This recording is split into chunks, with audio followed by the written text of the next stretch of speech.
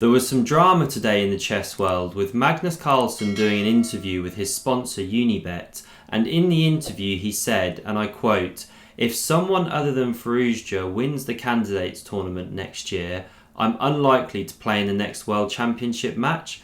So is Magnus being serious, or is this just a bit of a publicity stunt because he's losing motivation? I'd be interested to know your thoughts in the comments below. But either way, it's definitely an epic rivalry which is brewing between these two players, and it's been rumbling on for a couple of years now, both online and over the board.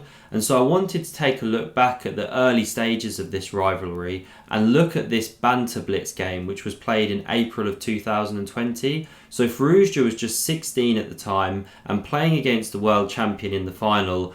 Going into this game, they were 7.5, 7.5. So this was the final deciding game. Magnus has black and he started out with the Sicilian here. So Firouzja goes knight to c3 now. We had pawn to a6 from Magnus, knight f3, d6 and pawn to g3 now. Bobby Fischer used to love these systems, bringing the bishop to g2, and it can carry a lot of hidden venom. So bishop to g4 now from Magnus. And what we're going to see here is that he's actually playing for some nice dark square control here. It's really instructive how he plays. So Firouzja kicks with h3, Magnus chops this knight, again increasing his control over these squares. Firouzja recaptures with the queen, pawn to g6 now from Magnus, castles, bishop g7, knight e2 and knight f6 here.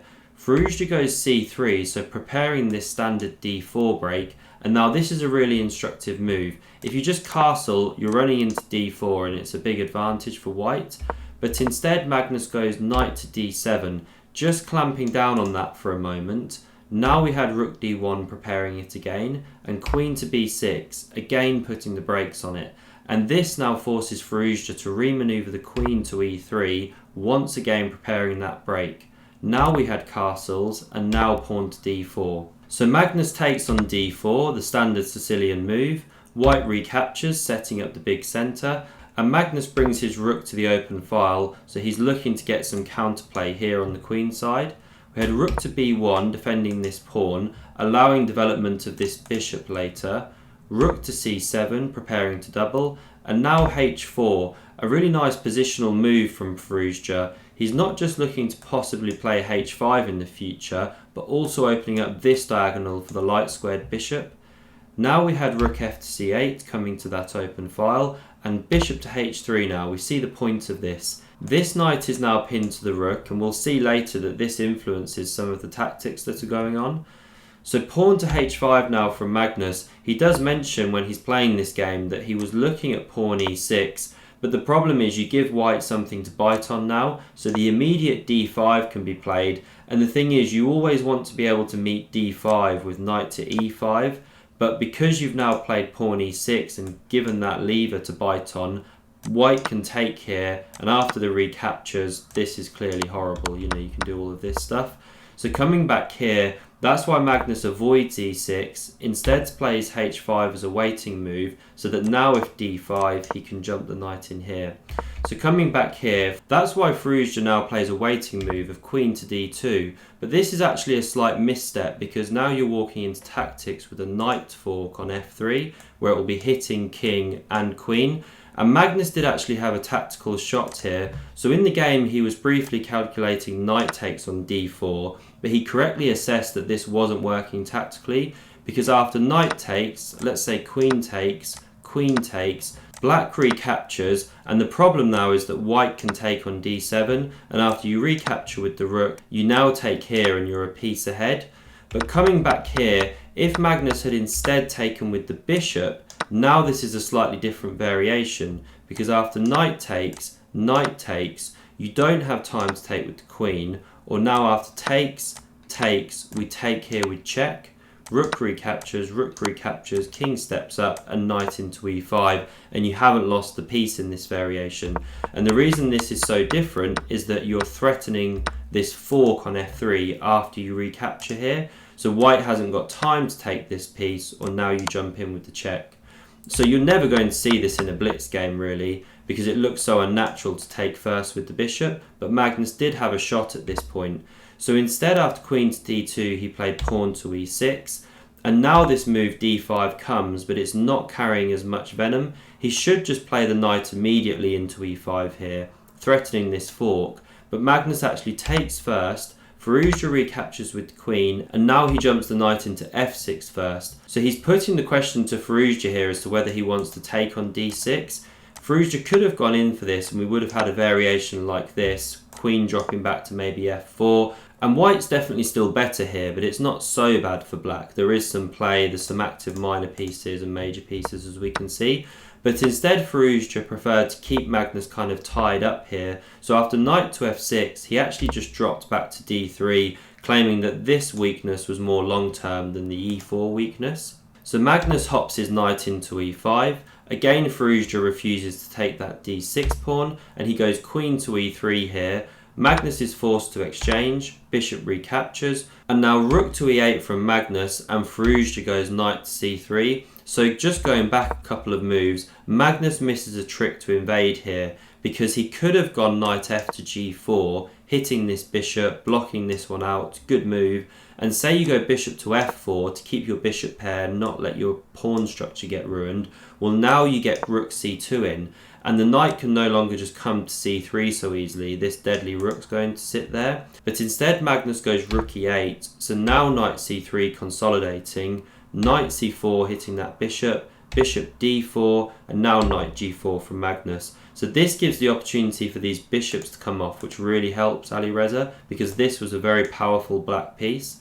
We had knight to d5 now from Firouzja, rook into c6, pawn to f3, and this is the problem now for Magnus as well. Not only is he a bit worse here, but the moves are just coming so easy for Firouzja. So the bishops get exchanged here, the knight has to retreat, the king steps to f2, not blocking the retreat of the bishop, king to g7, bishop to f1, rook to d8, trying to lend this pawn some support, and just shuffling really. There's not a lot that black can actually do.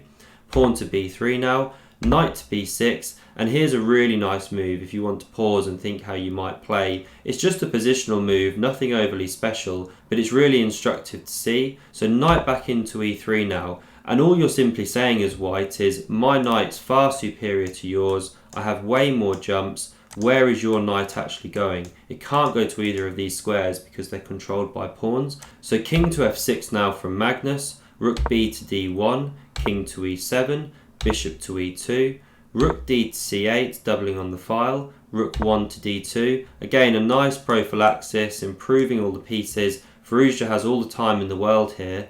Rook 8 to c7, Magnus does similar, and now pawn to f4. Firouzja gets these beautiful kingside pawns rolling through the centre. We had knight to d7, bishop to f3, knight to f8 now, trying to remaneuver. And again, Firouzja just takes a time out. This is blitz, so why run into tactics? Rook to d3, he anticipates that knight coming to e6 and attacking his rook. Knight to e6 now, and pawn to e5. This is the problem, that this move was just unstoppable for Magnus, and now this deadly bishop is unleashed down the board. Magnus has to take here. He can't try and move the rook away, or you're just taking here with check and you're losing this rook. So instead he plays pawn takes. Firouzja takes the rook on c6, Magnus recaptures, pawn takes, and knight c5 from Magnus now, so really seeking some play against these rooks and king with the knight hopping around. Rook d4, so Firouzja now makes this part of the game look easy, but it really isn't in a game of blitz when you've got these knights hopping around.